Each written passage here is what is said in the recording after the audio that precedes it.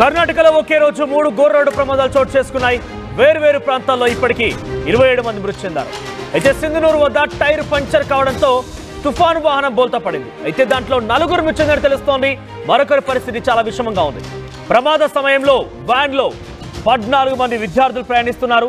అయితే ఈ మృతుల్లో 3 కర్నూలులోని మంత్రాలయం వేద పాఠశాలలో విద్యార్థులుగా తెలుస్తోంది. రాత్రే మంత్రాలయం నుంచి హంపి బయలుదేరారు ఈ విద్యార్థులు.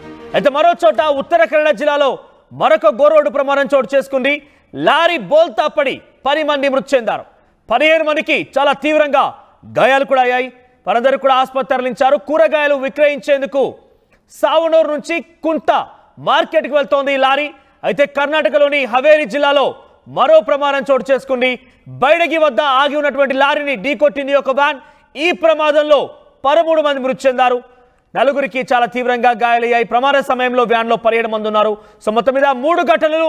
ఈ 3 వేర్వేరు ఘటనలు ఇప్పటివరకు సుమారుగా 27 మంది మరణించినట్టు తెలుస్తోంది. అన్ని కూడా రోడ్ యాక్సిడెంట్లే కారణంగా తెలుస్తున్నాయి.